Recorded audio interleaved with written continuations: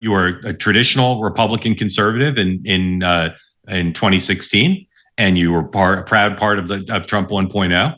And then, your relationship with the Vice President Pence and just your general view of MAGA you've got principled opposition on some policy positions where you feel they're not conservative, but you haven't made it personal, and you've avoided for most of MAGA making you personal about you. You've really navigated this quite well, and I'm just wondering how you approach that. In other words, agreeing with the administration when you agree, but disagreeing when you disagree, but not making this personal. How have you pulled that off? Well, Mark, I really, really appreciate you saying that. It's certainly where I strive to be. I don't know that I'm always consistent in being there, but I really appreciate you saying that. The 4 years I served in the Trump administration were 4 of the greatest years professionally I've had. And, President Trump was great, not just to me, but he was great to my family. He was great to my wife. He was great to my kids.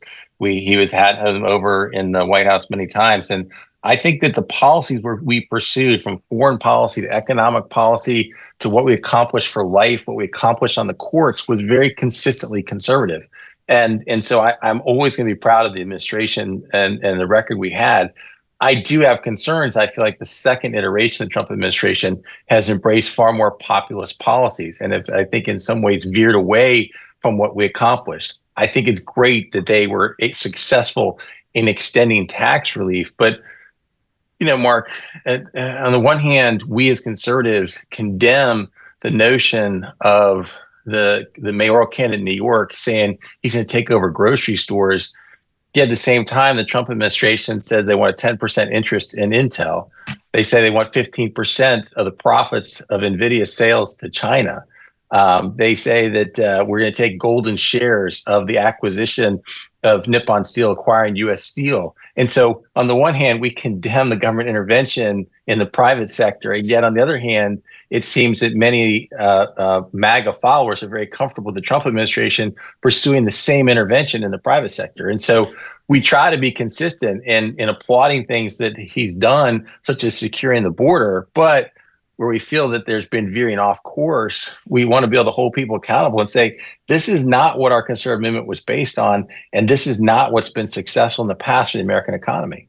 I laugh when I think what the conservative press and what conservatives would have said had Barack Obama tried to do any of the things, or Joe Biden, any of the things you just listed of intervention in the private sector with these private companies who, if Barack Obama had said that to them, as Donald Trump has directly, negotiated, I think they would have walked right out and called the Wall Street Journal news section and editorial board and said, or gone on Hannity and said, you've got to be kidding me. The President of the United States wants 20% of my profit. The President of the United States wants golden shares in my company. For what? Exactly, Mark. I mean, I'd like to think we try to be consistent. I will tell you, I think that back in, the years I was serving as a staffer in Congress of the Obama administration, we bemoaned the notion of government intervention in healthcare. And I think that was a rallying point for conservatives to win elections in 2010 in the House, and 2014 in the Senate. We made an example of Solyndra, and government intervention there. And yet again, it seems like those are very similar policies now with Intel, NVIDIA, U.S. Steel that this administration is pursuing. And those are 3 that have become public. I'm certainly aware of a lot more examples from friends who are working, downtown, of where they've looked to take a much stronger muscle relationship and basically have winners and losers from the economy, those who support the administration versus those who don't. I believe, Mark, that maybe this is too simplistic, but I felt like the first Trump administration was very Reagan-esque in its policies that are economic. If you stick in the Republican lane, I feel like the second administration is far more Nixonian, where it's like, we're going to reward those that have been good to us, and we're going to punish those that have not been on our side. Yeah. What year did you meet your boss and friend, Mike Pence? So I was serving in the Senate in 2008. I was the chief of staff on the Senate side. And after the election 2008, when Democrats swept through and had huge margins in the House and the Senate, Mike was approached by the House leadership to ask him to have a seat at the table. And so when he took over leadership as the House conference chairman in December of 2008, he was looking for a new chief of staff to come on board and run his leadership office. And that's when I joined up with Pence, was in December 2008. I'm pretty sure I've known him longer than you have. Not as well, but longer. And my view is, I know what your view is, which is Everybody should like Mike Pence. He's a funny guy. He's a smart guy. He's a well-meaning guy. He treats everybody, including people he disagrees with ideologically, extremely politely and well. He's a thoughtful guy. He cares about the country. Like, Mike Pence should be the most popular person in America. And in fact, as you know, the left hates him and MAGA hates him now. Let's just not sugarcoat it. It's unfortunate to me.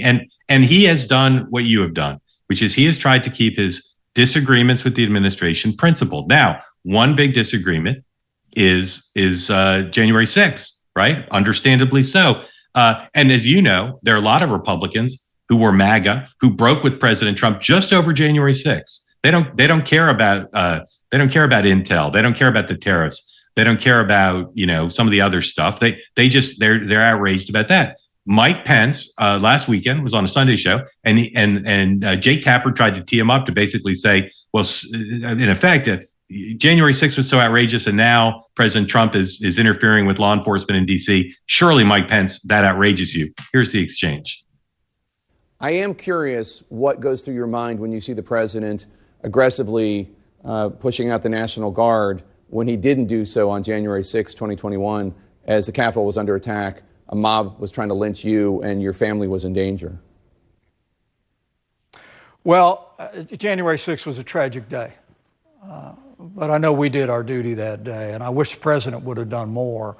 But I welcome his decision to deploy the National Guard and essentially federalize the D.C. Police Department. All right. Tell people what that answer says about Mike Pence.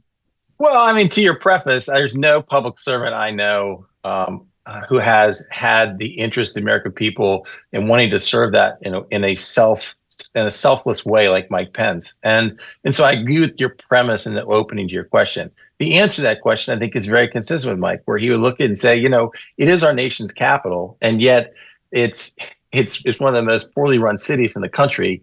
Mike didn't give examples, but I mean, obviously, most recently, you've had the attack on a Rand Paul staffer. You had attack on the Doge staffer. You had celebrated incidents a couple summers ago when the Redskins running back Brian Robinson was shot. And so I think people know that there's a problem. And you've seen since the administration took this action, violent crime has dropped precipitously. And so you can applaud the action, but at the same time, I don't think it's unfair to note the irony that the president and Pam Bondi said that anybody who touches a federal law enforcement officer will get the full weight of the law and be imprisoned, when at the same time, one of the first actions they had is to pardon all the people who assaulted police on January 6th. So again, I don't think that's consistent, but it doesn't mean you can't support the current policy. Yeah. But there just aren't that many people who would have the intellectual rigor and personal confidence to say exactly what he said and say exactly what you said, which is, again, why I was the longest wind up to a question and a soundbite in American history. But I just think the guy's so badly misunderstood and unnecessarily reviled by too many people. Well, I'll tell you one other story on that, Mark, that when I had the opportunity to work for him, Mike when Mike stood up against the big spending of the Bush administration, there were many Republicans who didn't like him. Yeah. And he comments, there were a lot that didn't like me for standing for conservatism then, and there might be some who don't like me for standing for the same principles today. But at that time, he was consistently known as the most conservative member in Congress. And yet some of his closest friends were John Lewis. Some of his closest friends were Congressman Berman, who he formed the anti-Semitism caucus with. John Lewis invited Mike Pence to lead the Republican caucus down to the anniversary celebration of I shouldn't say celebration, but the anniversary of the Edmund Pettus Bridge tragedy. And so Mike, some of his closest friends were Democrats, even though he never voted with them, but he believed you could have friendships and have cordial conversations even with those you didn't agree with. And I think sadly today it's just far more acrimonious. And I think sometimes people say, I wish there was more bipartisanship. I don't know if that's what I want, Mark. I'm a pretty consistent conservative. There's not a lot of policies I want to agree with liberals, but it doesn't mean I can't be friends with them. I raised my children in Arlington, Virginia. It's a pretty Democrat area. Some of my best friends are their parents who are ardent Democrats. I think we can be friends. Doesn't mean we have to embrace the same policies. Yeah. Let's talk about Ukraine. Things moving so fast. Even if you wanted to spend $1 million on polling, it'd be hard to know how people are feeling about the developments day to day. But in general, where do you think the party is, the Republican Party is, and where do you think the country is on a plan that seems to be the one on the table, where there would be an American military role working with the Europeans, and that the United States would be effectively on record as saying Putin is rewarded for his illegal invasion by getting some land. Do you think that kind of a deal would be popular with the party and with the country? Unpopular? What's your view on that? I think that for a lot of Americans, they're just anxious for it to be done. I think there's no doubt in the 2024 election that the Trump-Vance ticket was able to kind of portray it as we're tired of sending our dollars to Ukraine. J.D. Vance at one point said, I don't really care what happens in Ukraine.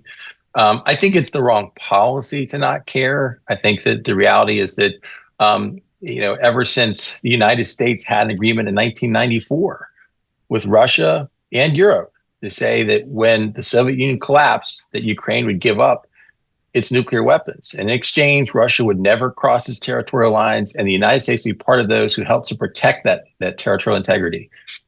Reality is that Putin has invaded multiple times. He took Georgia during the Bush administration, but in Ukraine specifically, took Crimea during the Obama administration, and he obviously had further advances during the Biden administration. And so I think that you're rewarding a despot by basically providing appeasement. And I think the first Trump administration had a different approach, Mark. I think that when you killed more than 100 Russian mercenaries in Syria when they crossed the red line, when you had serious sanctions on Russia, when you canceled Nord Stream 2, it sent a very different signal to Vladimir Putin than it appears what we're doing today.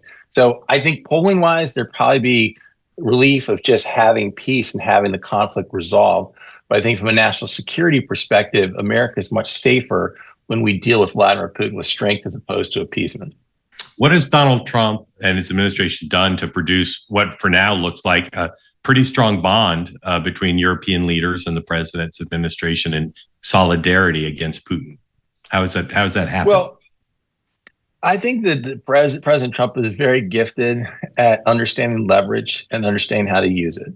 And I think that Europe understands the importance of the United States to their common defense, and they certainly understand the importance of the United States to their economy. And so I think that there is a little bit of a sense from them that says we need to make sure we don't break this bond with President Trump. And as I said, he's a gifted negotiator and understands where he has leverage. And I think that's helped form right now what that relationship is. Sometimes that could be more tenuous, but I think that for right now, it was, I think, a pretty strong meeting he had at the White House yesterday. Okay, switch to economy. First, my favorite John McCain question: are the fundamentals of the U.S. economy strong now? I'm worried about the economy, Mark, and I say that with full recognition. The markets have hit all-time highs.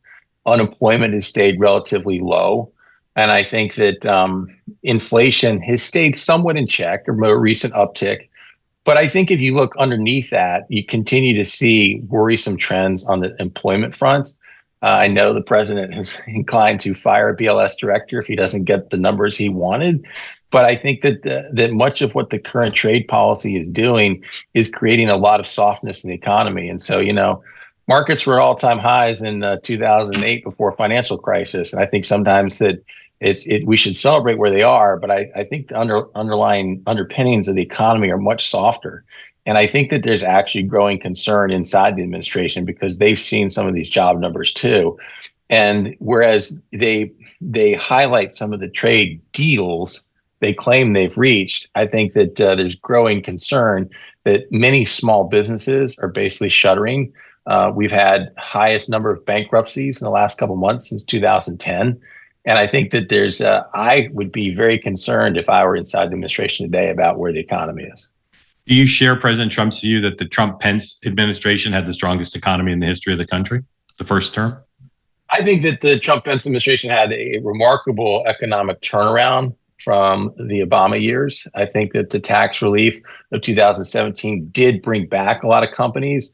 I think there's a lot of focus in the media about saying that it was a reward for the rich. But I mean, keep in mind, one thing he campaigned on in 2016 was bringing jobs back. And I think where he was successful was less in forcing companies back with tariff policy. It was an incentive to say, America's corporate tax system at 35% had a higher corporate tax rate than communist China. It was out of whack. And so when we lowered it to 21%, you saw a lot of companies come back to the United States and bring jobs back. And I think it was an enormous success.